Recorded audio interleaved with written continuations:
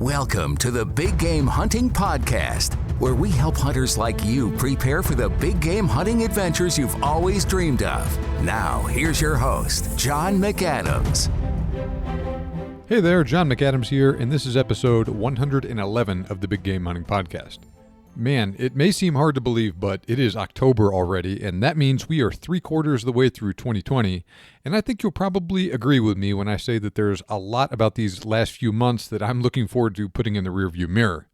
The good news, though, is that we are finally getting towards my favorite time of year. And with that in mind, I wanted to take a few minutes to give you a brief update on what my hunting season will look like this year. Like I've mentioned in previous episodes, my wife had a baby back in April. The arrival of our daughter, along with everything else that's been going on lately, means that my 2020 hunting season will be quite a bit less busy than my 2019 season. And if you don't recall, I had 4 different hunts in 2019 for 3 different species in 3 different states. I accompanied a friend on his New Mexico pronghorn hunt in late August.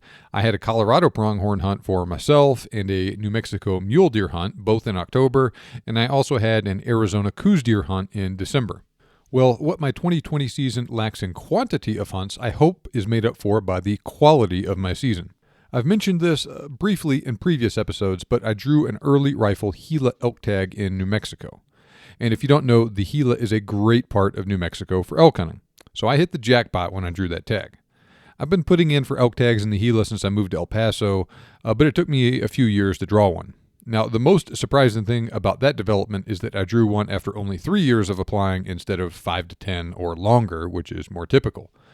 When I first moved to El Paso, I set a goal that I wanted to harvest a mule deer, a Coues deer, an elk, a pronghorn, and a javelina while I lived here.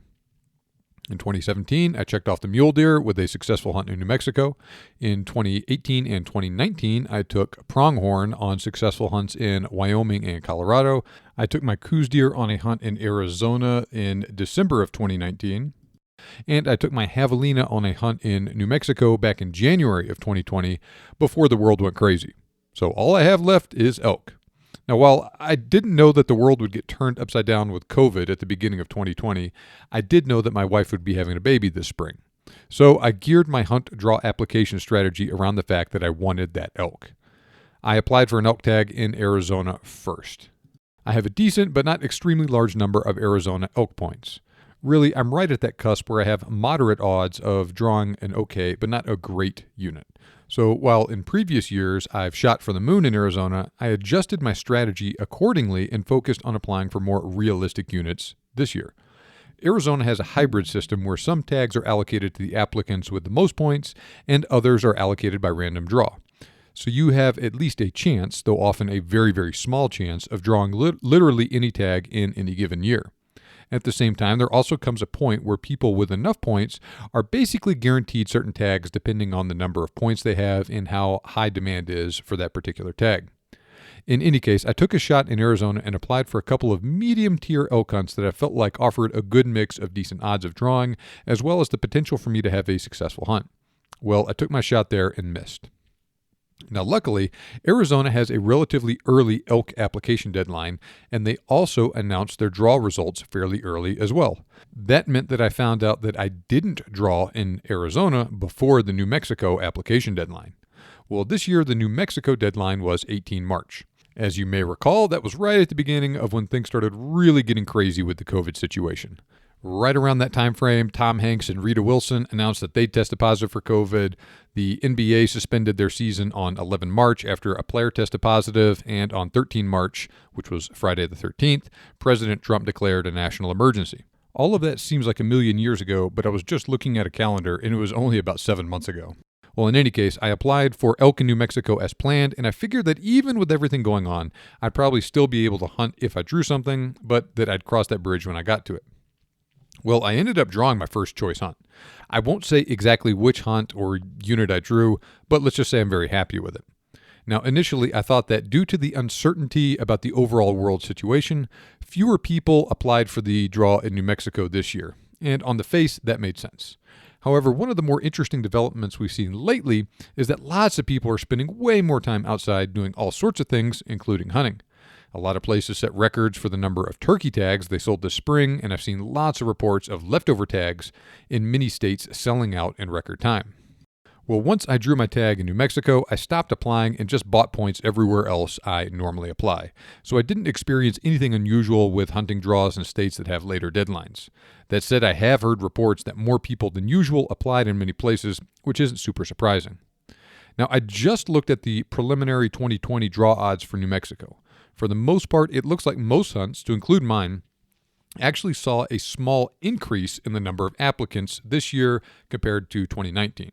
So my initial impression that way fewer people applied was not correct. So while I didn't get lucky in that sense, there was still a fair bit of luck involved in pulling it, and for that I am grateful. My actual hunt is in mid-October, and I leave in about a week. I've already made one scouting trip up there pretty recently to get a sense of what things look like with my own eyes. I also know a couple of guys around here who have hunted that area pretty extensively in recent years and have taken a couple nice bulls there. So they gave me some good places to start, and I've supplemented that information with a lot of e-scouting as well as my one trip up there. I've been spending a lot of time at the range lately, making sure I'm all dialed in and ready to go, and I've also made some slight modifications to my gear setup for this particular hunt. Be sure to listen to next week's episodes where I'm going to discuss a lot of the gear I'll be using on this upcoming hunt. And then, of course, after the hunt is over, I'll fill you in on how everything worked out for me. Now, there was certainly some luck involved with drawing this tag, and there always is. It's not all luck. I've drawn a string of pretty good tags over the past few years, and you don't do that with luck alone. So how did I draw these tags? Well, the answer is my Go Hunt Insider membership. I researched all of these hunts on my own, discovered a couple of hunts that looked like I had a reasonable chance at drawing, and applied. For each tag that I've drawn over the last 4 years, I have drawn either my first or my second choice hunt.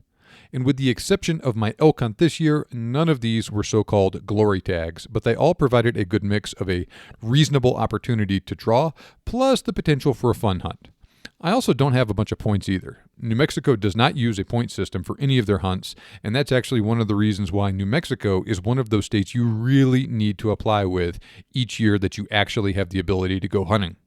There's another state with a system similar to the one New Mexico uses that you need to apply with as well, and you'll learn all about the ins and outs of all of this stuff if you purchase a Go Hunt Insider membership.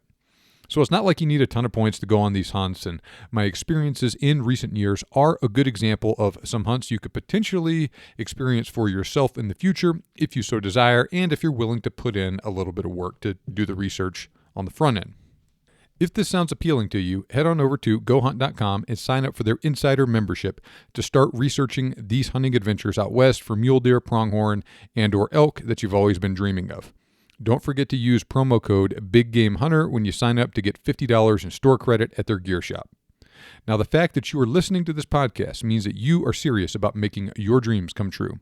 Follow me on Instagram @TheBigGameHunter, and you can send any questions you have about the show to me on Instagram via direct message, or you can just send me an email, john@thebiggamehuntingblog.com. Remember, you can make your dream hunt turn into a reality, and we can help. Thanks for listening, and I'll see you back here next time on the Big Game Hunting Podcast.